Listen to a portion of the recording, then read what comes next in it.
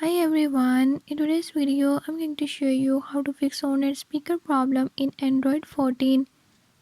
In this video I'm going to show you how to fix this issue. Before I start, if you are new to my channel, don't forget to subscribe and hit the bell icon.